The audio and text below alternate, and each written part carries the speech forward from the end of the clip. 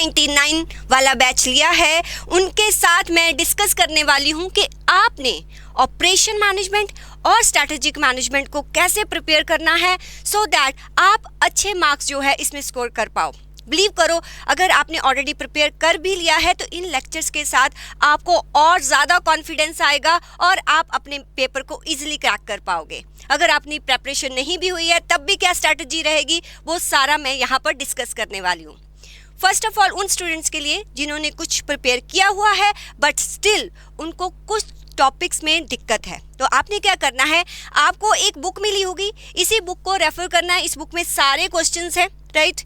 First of all अगर आपको किसी भी चैप्टर में कोई भी प्रॉब्लम है तो यहाँ पर दिया हुआ है कि चैप्टर 2 के कौन कौन से टॉपिक किस लेक्चर में होंगे। टॉपिक वाइज भी आपको ये जो है आपको एक्सेल फाइल प्रोवाइड की जा रही है। मान लीजिए आपको सिर्फ रिसोर्स एग्रीगेट प्लानिंग में प्रॉब्लम है तो डायरेक्टली आप लेक्चर नंबर 7 को रेफर कीजिए।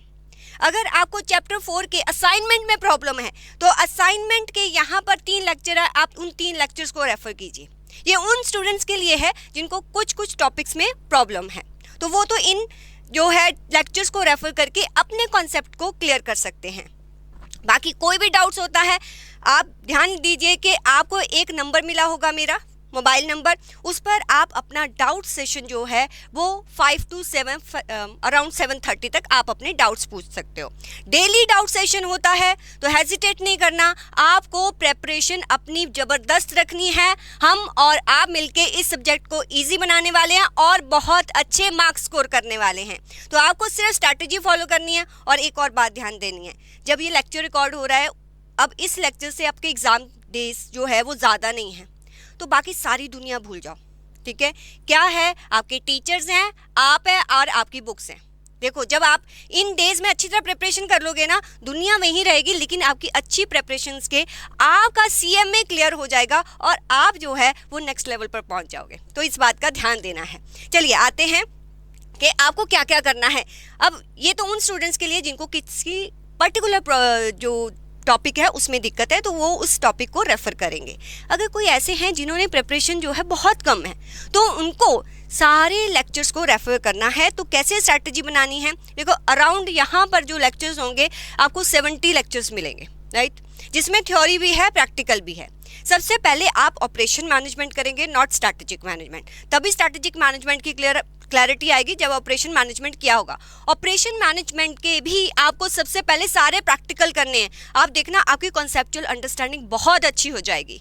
तो आपको किस सीक्वेंस में लेक्चर्स को देखना है, वो सीक्वेंस यहाँ पर दिया हुआ है। पहले आप चैप्टर 2 देखेंगे, फिर चैप्टर 4 देखेंगे और फिर चैप्टर 5 देखेंगे। इन सभी चैप्टर्स के बाद जो आपके लेंथी प्रैक्टिकल है वो अलग से मैंने रिकॉर्ड कर रखे हैं, आप उनको जो है वहाँ पर रेफर करेंगे, राइट। इसी सीक्वेंस में देखना है। फिर मैम थ्योरी के लिए कंप्लीट मैराथन रिकॉर्ड है, थ्योरी वहाँ से देखनी है। आप देखना कि सारे प्रैक्टिकल करने के बाद जब आप थ्योरी देखोगे तो आपको बहुत ईजी लगने वाली है।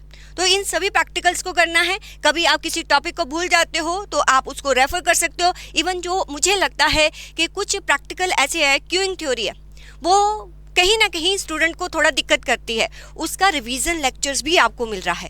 तो आपने सारे कंसेप्ट एकदम से रिवाइज करने हैं तो रिविजनरी लेक्चर को रेफर करना है। अगर डिटेल में समझना है तो यहाँ रेफर करना है। बट देखने कैसे, कितने मिनट्स का है या कितने आवर्स के ये लेक्चर्स हैं। अगर मैं बात करूँ तो आपका कंप्लीट, अगर मैं OM की बात करूँ तो 65 आवर्स में कंप्लीट हो जाएगा विद थ्योरी। सारे का सारा कंप्लीट हो जाएगा।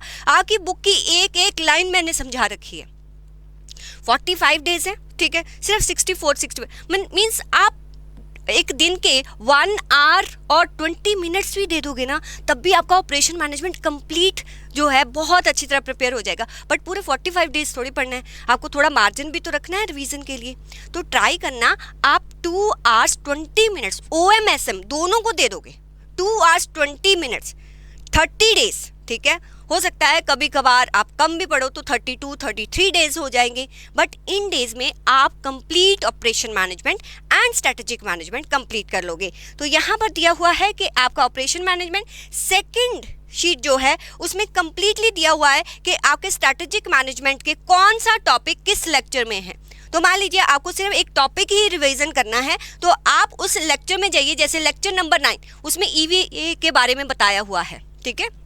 तो उसको रेफर कीजिए। सिर्फ आपको जो है ऑब्जेक्टिव ऑफ स्ट्रेटेजिक मैनेजमेंट देखना है तो लेक्चर नंबर 4 को रेफर कीजिए। तो सारे के सारे यहाँ पर दिए हुए हैं। अब आपको क्या करना है, इस स्ट्रैटेजी को फॉलो करना है, राइट।